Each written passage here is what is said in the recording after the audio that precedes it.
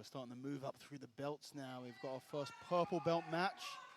And Tegan immediately into guard position. Emily sitting down, attacking that leg lock. So Tegan does favour her knee bars and toe holds well, here. So talking she about knee could be bars. straight in, yeah, straight in there.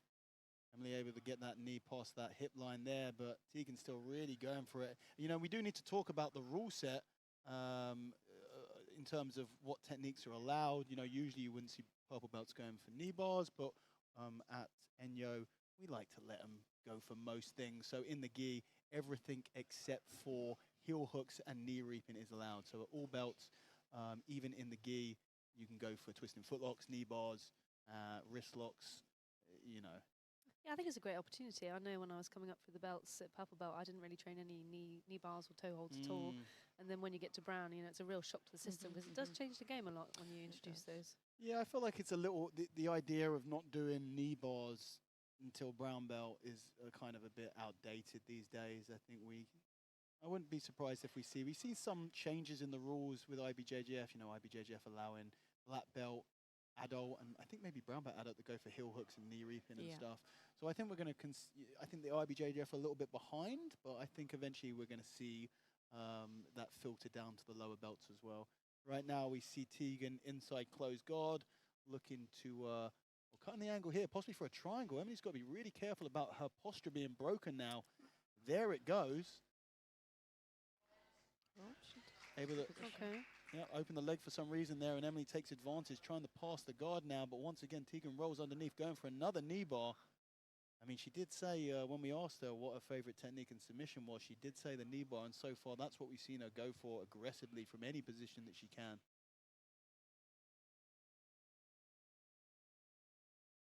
Straight footlock attempt here from Tegan. Looks like Emily's in a position to do similar. Going into a twisting foot. Yeah, twisting footlock. If it gets to isolate the knee here, this could be a good attempt. Okay, nice escape. Back to Emily trying to pass the guard, and she is able to pass the guard here into a strong side control position. This is sort of the first that we've seen from Emily so far in this match, and waste no time trying to lock up this gi wrap.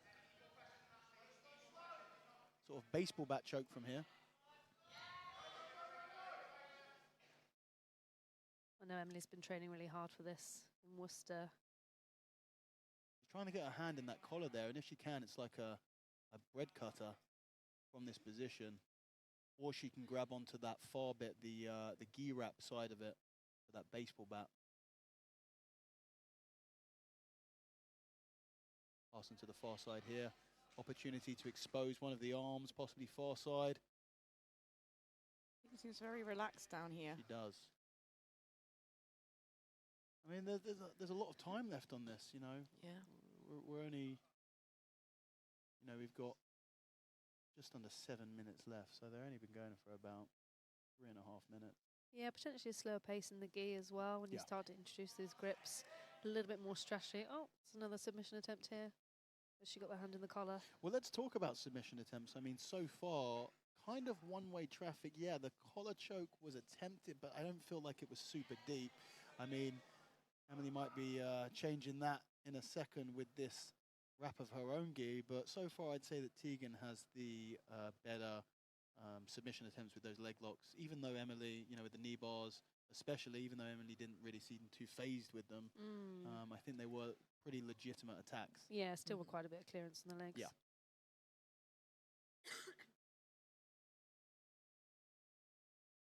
Yeah, women's feet are, well, tend to be quite flexible as well, and it can be sometimes difficult to land these knee bars. And it's a whole different game, isn't it? It really I is, noticed the difference between training between men and women.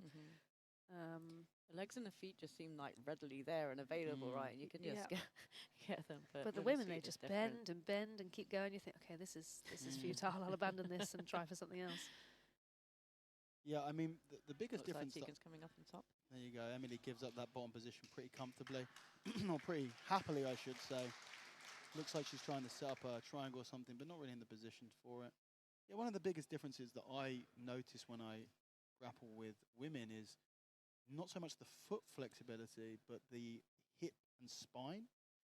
It seems that the rotation between the lower and upper body, they're able to create incredible angles that guys just cannot do. So, you'll take someone's back and their hips will still be facing you or something ridiculous. Twisting footlock by Tegan now, and that looks pretty Yeah, that looks a nasty. little bit tight. That is nasty Yeah. there. And I mean, still, Emily not really reacting that much to it. I mean, that will be going on the judges' scorecards for sure.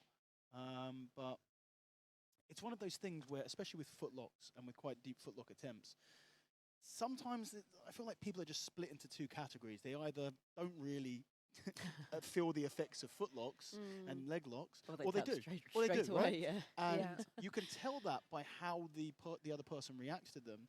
And so I feel like someone like Emily, who doesn't really seem to be phased by them, she's got to remember that you can't be blasé about them because they are still big scoring moments under this rule set. So you can't just allow her to play around with the feet because she knows she's not going to get tapped, because you could find yourself losing the decision. Yeah. Here we Yeah. have Tegan on top now. Oh, she looks like she for a second there looked to control far side wrist, looked like she was going to go for an Americana. And now she goes, okay, we wrapping geese round next? We Okay, it's my turn then. to and fro. Yeah. Emily trying to escape here. She needs to be careful about giving that far side arm. Back take is a potential from Tegan. You might see a Leo Vieira roll through. Back take here. Oh, go for it. Ooh. She goes the other way, but both hooks sunk in here. Very nice. Yeah, looks like we're trying to set up the collar tricks here too.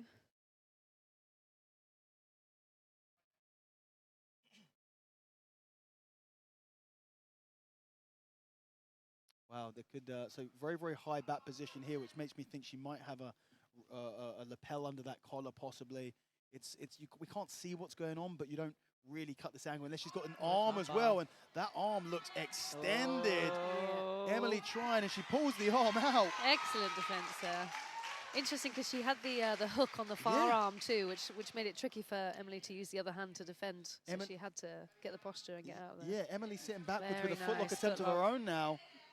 This It's I think would score. Yeah, I think it would score. Just I active defense here from I definitely Tegan. say that Tegan is up in the submission attempts, with the footlocks, with the knee bars, twisting footlock, with that armbar attempt looked really, really nice. 2.5 minutes left. I think Emily really needs to start kind of going hell for leather here on submission attempts. Otherwise, I have a feeling that the decision might go Tegan's way.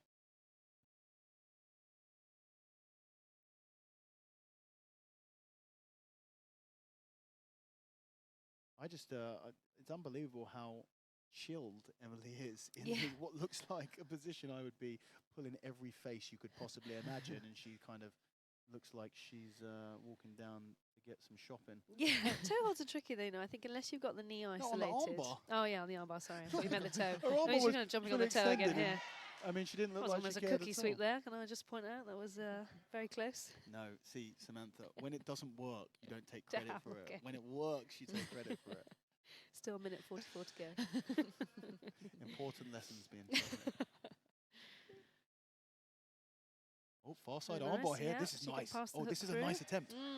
I mean, Nice. Tegan not really looking for She's the also fin much holding here. on a little bit, which is actually going to make this allow her arm to be extended a bit more. Okay. And then she pulls Good the arm out. defense. Nice. Emily really didn't change the angle enough to try and get her body behind the elbow there, but I could see her mum, who is coaching her at the moment, oh just really? wiping her hands on her legs like she's wiping that sweat off. Yeah. I know that feeling. And it is a really back and forth. This has been a very back and forth positionally.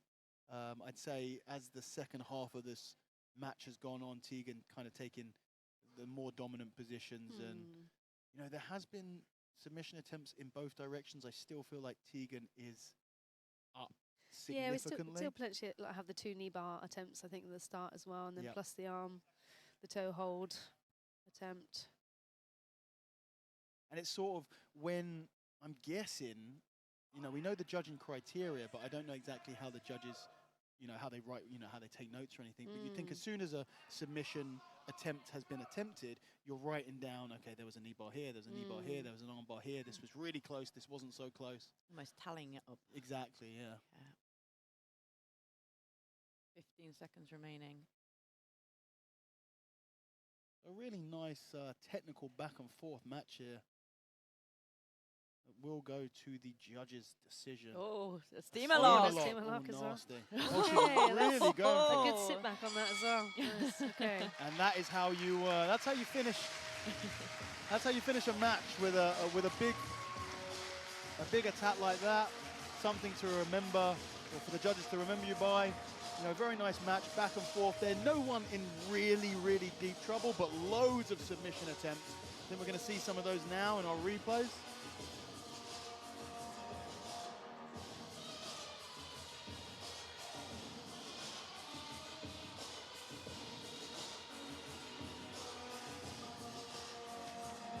Yeah, straight away pulling guard from Tegan there. We'll probably see some of her knee bar attempts and footlock attempts. Interesting, it was actually Emily who sat backwards for that. Of course, yeah, there was this triangle Triangles, attempt early. yeah. I mean, triangle position, but the submission wasn't really attempted. This, for me, probably the deepest looking one, but it's so difficult with footlocks because I feel like you can't even score them like an armbar because the setup isn't there. There's more investment being put into something like an armbar. That armbar was very deep. That was legit. This yeah. looked like it could have been deep, but look at the positioning. Emily not able, she should have gone belly down here Yeah. or grab the wrist and try and change the angle. But let's send it down to our MC tonight, Verity, to give us the official decision. And your winner by judges' decision is Tegan Doran. So pretty much what we expected to see there. A really nice technical back and forth match, but it really came down to the quality and the quantity of submission attempts from Tegan Doran.